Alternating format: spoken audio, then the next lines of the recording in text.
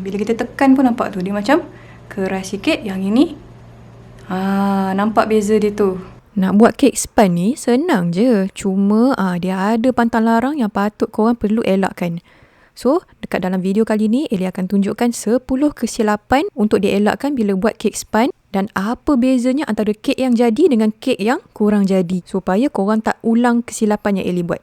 Kek span kita ni, bahan ni tak banyak pun. Tak ada sebarang serbuk penaik. Jadi, dia perlukan suhu yang sesuai untuk menaikkan adunan tu. Bila dah masukkan gula dengan telur tu, perasan tak Eli rasa dulu sama ada dia suam ke tak? Kalau tak suam, memang susahlah dia nak naik. Teknik macam ni tak perlukan sebarang serbuk penaik, tapi adunan korang tu kena suam. Untuk pastikan adunan kek Eli tu suam, Eli rendamkan sedikit dekat dalam air yang panas-panas macam tu. Jangan panas sangat, panas just nice je. Lepas dah suam tu, baru Eli pukul. Barulah dia naik kembang dengan elok. Kemudian bila korang dah pukul tu, kena pastikan korang pukul kali kedua. Pukulan yang kali kedua ni, dia punya kelajuan dia lebih rendah. Fungsi ni senang je untuk hilangkan buih-buih yang ekstra dekat dalam tu. Sebab kalau katalah korang tak buat extra step ni kan, korang punya kek tu nanti, dia akan berlubang-lubang sebab ada udara yang masih terperangkap. Yang ketiga, cara masukkan tepung ni. Kalau perasan lah, Eli masukkan tepung ni sedikit demi sedikit. Sebab apa? Walaupun kalau katalah korang masuk secara berperingkat, tapi kalau banyak sangat tepung tu, dia macam susah tau nak mesra macam tu tau. Eli dah cuba dan macam mana Eli pukul pun, dia tetap ada juga tepung yang tak mix tau. So, buat cara Eli, masukkan sikit-sikit macam 2-3 sudu macam tu, ayakkan dulu, lepas tu barulah korang pukul. Dan cara korang pukul tu pun sangat penting. Perhatikan cara Eli pukul. Yang ini Eli pukul macam biasa, kita fold, tapi tengok tu, masih juga ada tepung yang tak teradun dengan elok. So apa yang Eli buat, bila dah masuk tepung tu, Eli macam lalu-lalukan spatula dekat atas adunan tu, bagi dia macam mesra sikit-sikit macam tu. Lepas tu baru Eli fold. Perasan bila Eli buat cara macam ni, baru perasan dia punya tepung tu tak adalah bergumpal-gumpal dekat dalam kita punya adunan tu. Kalau kita buat pukulan macam biasa, iaitu kita scrape, fold macam biasa macam tu, kemungkinan besar akan ada juga tepung yang terperangkap dekat dalam tu. Itu daripada pengalaman Eli lah.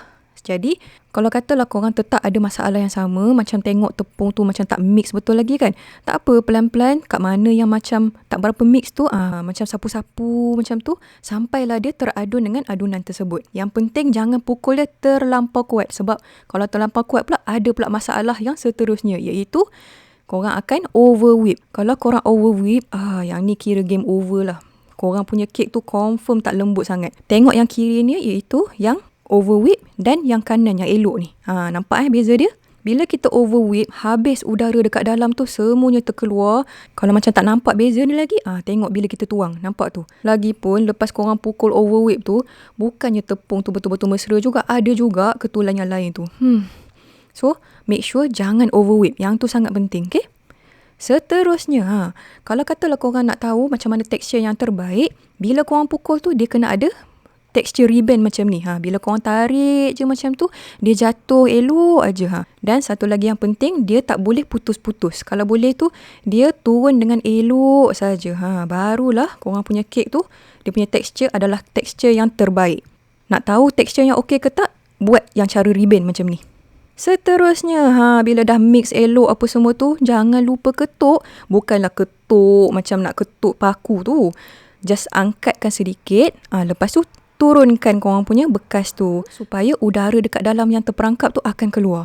Sama juga lepas korang dah baking tu, ketukkan 1-2 kali supaya dia mampat dengan elok. Yang ini pun akan membantu untuk bagi tekstur kek korang tu terbaik. Right?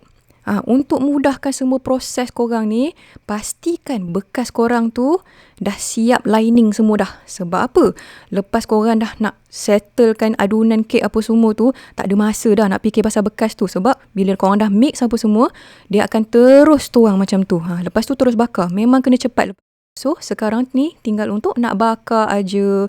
Benda ni senang je, jangan overbake. Pakai suhu yang Eli dah tetapkan pada masa yang Eli sarankan. Alright? Yang ini senang lah, semua orang tahulah kan. Last sekali, lepas korang bakar tu, jangan lupa untuk teruskan keluar daripada oven dan sejukkan. Tengok tu, Ellie tersejukkan dalam masa 5 ke 10 minit je dekat dalam oven. Nampak kan kedut-kedut tu?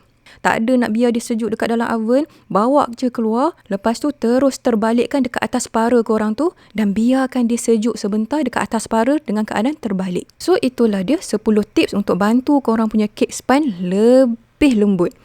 Okey, di sini Ellie nak tunjukkan beza yang mana yang jadi. Yang ini adalah Genoise cake yang jadi. Yang ini adalah kek yang tak jadi. Rupa lebih kurang sama kan? Kejap Ellie tunjuk Nampak tak beza dia? Yang belah kanan tu lagi tinggi, lagi gebu. Yang belah kiri ni pula macam nampak bantat, lepas tu rendah je kan? Kalau tengok pun nampak tu dia macam lagi mampat. Bila kita tekan tu dia macam keras sikit. Yang ini bila kita tekan, macam tilam macam tu, lembut. Lepas tu dia macam bouncy macam tu tau. Lepas tu kalau korang perasan dekat belah bawah dia tu pun, dekat belah bawah dia ni, dia bila kita tarikkan baking paper tu, dia macam tak smooth tau. Yang ini pula, Ellie takut nak pegang yang ini sebab yang ini lembut gila. Takut dia rosak je. Okay, jom kita bezakan. Nampak tu. Yang ini nampak dia macam kasar-kasar kan. Yang ini nampak lagi halus. Bila kita tekan pun nampak tu. Dia macam keras sikit. Yang ini nampak beza dia tu.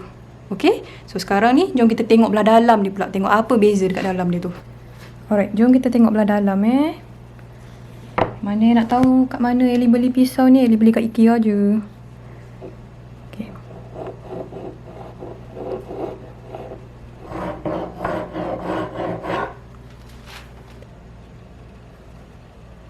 So, yang ini adalah yang mampat sedikit. Walaupun tekstur dia lebih kurang sama, kalau kita bandingkan, yang ini adalah yang lembut. Bila kita tekan macam ni, nampak tu dia macam lembut gila. Pasal yang ini, dia macam mendak sikit.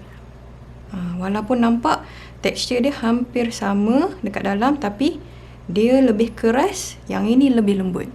Dan sebab yang ini lebih tinggi, yang ini dia macam rendah sikit kan. Ellie dapat 2 je potongan, yang ini Ellie dapat 3. Faham semua? Alright, so kalau korang dah bersedia untuk buat cake sponge tu, resepi cake sponge Genoise kita ada dekat dalam Basically. Harap dengan ada video ni akan membantu korang punya cake sponge tu lebih sedap dan lebih lembut. Dan jangan lupa untuk tag Basically bila korang buat, okay? Yang mana yang tanya apa beza antara cake sponge dengan cake chiffon? Ada beza dia tau. Nanti kita akan buat cake chiffon pula. Alright, selamat mencuba. Bye-bye.